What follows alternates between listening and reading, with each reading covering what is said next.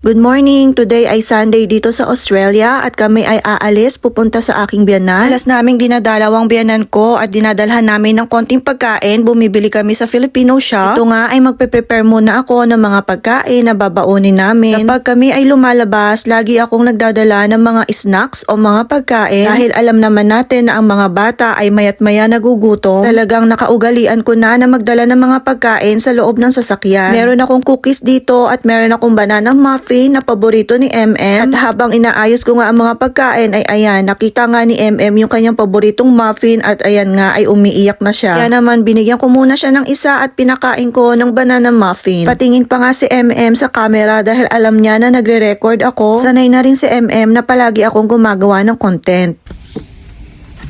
Where are you going? Where are you going? What's that? Peppa Pig. And Mommy Pig, Daddy Pig, and George. Yeah?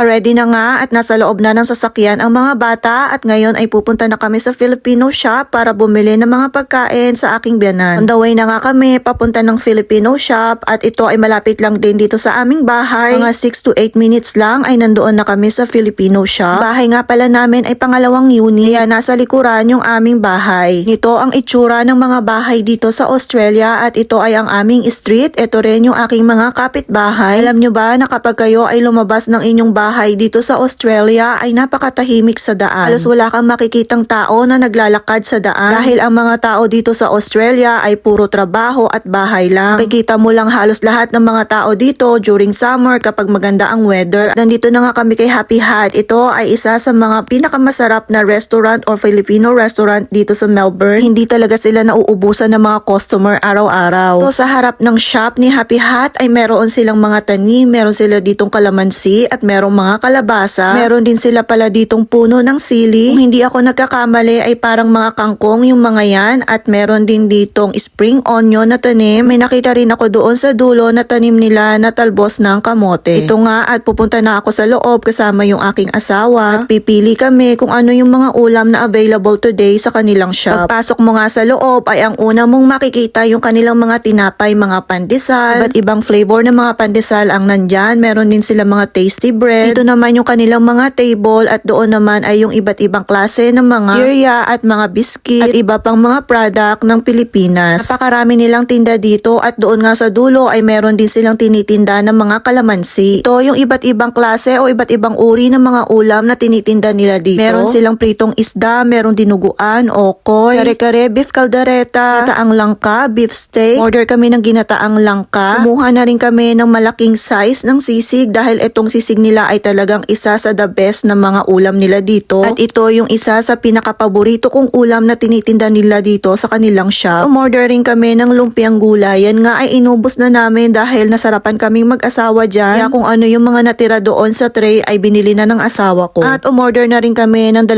barbecue para sa mga bata. Marami pa kaming in-order. Umorder rin ako ng pansit para kay MM at para sa aking biyanan. At ito nga ay papunta na kami sa kotse. Pagkatapos nga namin dito ay dediretso na kami kaagad sa bahay ng aking biyanan at ayan ipinahiwalay ng asawa ko yung para sa amin at para sa kanyang papa. Kasi today ng kanyang papa kaya naman binilhan namin ng konting pagkain para naman matuwa, para makita rin niya yung kanyang mga apo. Lit lang kami pumunta sa loob ng restaurant pero itong si MM nagutom na naman at kumakain na naman siya ng paborito niyang banana muffin. On the way na nga kami papunta sa bahay ng biyanan ko at ngayon nga ay napakaganda talaga ng weather. Tum na ngayon dito sa Australia, minsan ay warm yung weather, minsan naman ay malamig na parang winter. Pero today nga ay pinagbigyan kami dahil maaraw at warm yung weather ngayon. Habang nasa biyahe nga kami, tiningnan ko yung mga bata sa likod at ayan, mga tulog na sila. Si MM tulog na din. Dahil nasa freeway kami ay talagang naheli na yung mga bata sa likod. At nandito na kami sa street ng bahay ng biyanan ko. Itong lugar na to ay talagang gusto-gusto naming mag-asawa dahil dito sa lugar na to mapifeel mo yung talagang Australia. Ambience dahil dito mapuno, tahimik at yung mga tao dito ay karamihan mga Australian talaga, mga puti. Lugar kasi namin ay more on Asian, kaya hindi mo talaga feel na nasa Australia ka. Ito nga yung bahay ng biyanan ko. Baba na yung asawa ko at saka si El, pati na rin si Evan ay bababa na, pero ako maiiwan muna dito sa kotse dahil tulog pa si MM. At titingnan muna nila kung nandyan yung aking biyanan dahil hindi tumawag or hindi nag-text yung aking asawa bago kami pumunta dito. Hindi namin alam kung nandyan siya sa loob ng bahay o baka sinundo ng kanyang kaibigan. Dahil nga tulog sa loob ng kotse si MM at nasa tapat lang naman ng bahay yung kotse, bumaba na ako at sumunod na ako sa kanila, pero mukhang wala dito yung biyanan ko. Kaya iniwan na lang namin yung pagkain sa loob ng bahay at umuwi na rin kami pabalik ng bahay. Ina lang at nagbaon ako ng mga cookies, kaya ito habang nasa daan kami ay kumakain na ako ng cookies. At ito ang mini vlog ni Mommy Shea in Australia. Thank you for watching. Bye!